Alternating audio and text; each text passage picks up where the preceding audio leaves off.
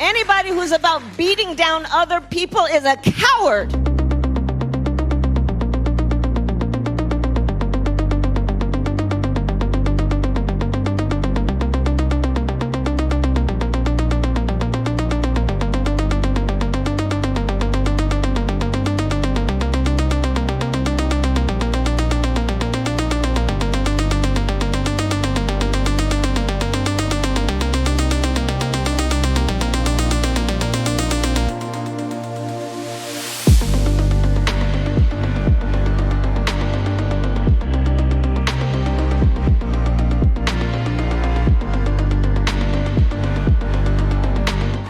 This campaign is about a recognition that, frankly, over the last several years, there's been this kind of perversion that has taken place, I think, which is to suggest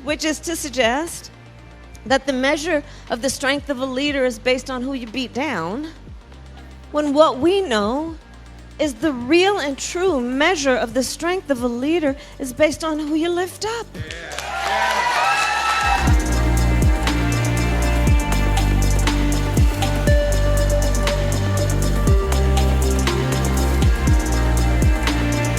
Anybody who's about beating down other people is a coward.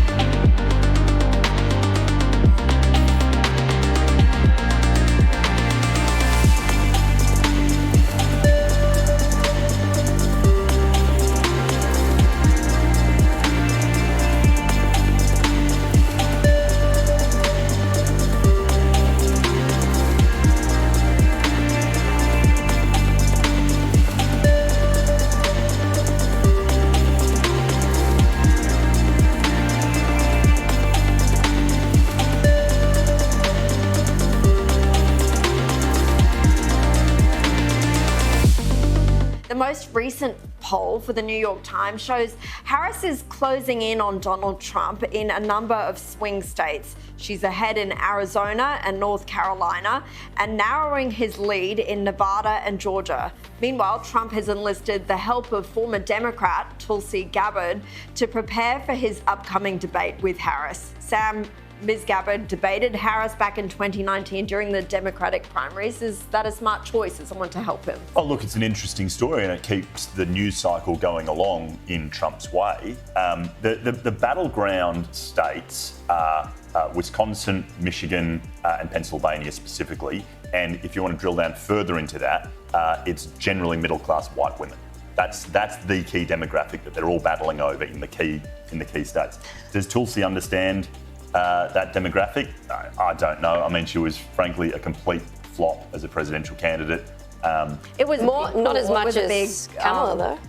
Well, sure. In 2020, Kamala actually had to pull out before it even went there because she had, she couldn't even make the primary. Back to my previous point, there's such a thing as a good resignation, right? She knew when to get out when the goose was cooked, and she pulled out earlier. And it was a good idea, right? It kind of worked out well for her. When Kamala was vice president, she got a 28% approval rate, which is lower than, I think it was Mike Pence, lower than Dick Cheney, and lower than Biden. She's got the lowest ever polling for things like that. And then, 5 minutes ago, all of a sudden, she's popular. Even as vice president, she polled. That was the vice president. Oh, that was polling. the vice She's got the president, lowest yeah. ever on record. And I'm sorry, but I just feel like all this is so manufactured.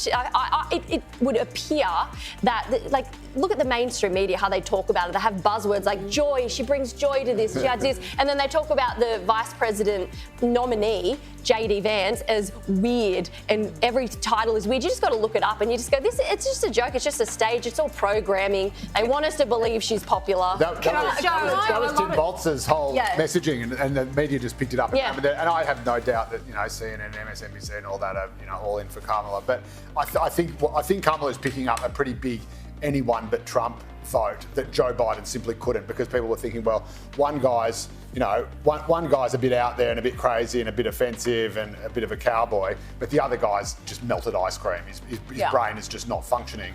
So maybe I'll at least take the chance with the guy who's actually lucid enough to not, hit the nuclear button. But now that Kamala's there, everything she's done has been really well scripted. It's been really slick and polished. She hasn't had to face an election debate yet. And on that, I mean, there's a lot of speculation that the minute she actually has to do that and debate Trump, that's when it's quite possible. That's when it's going or faces a tough interview, or holds a press conference, which she has refused to which do. she'll probably refuse to do. How do you see this going? It's ridiculous, actually. If you're refusing to front the press or even start to at least outline some of your policies. I mean, Trump's already spoken about it at one of his recent rallies, in which he said that her proposals now for putting a tax on food and all the rest of it, he's calling her Comrade Kamala now because she's trying to institute communism. But I just, after 2016, I'm so done with polls, right? Look at and especially it's fascinating that a lot of these polls are coming out of the New York Times again, because on October 18, 2016, the New York Times reported that Hillary Clinton had a 91% chance of winning against Trump. And here we are again in 2024 talking about how even the race is, etc. I'm waiting for November, to be honest, and I'm waiting for that debate in September, because I think that's really going to show us what we're up against here and how the two stack up against one another.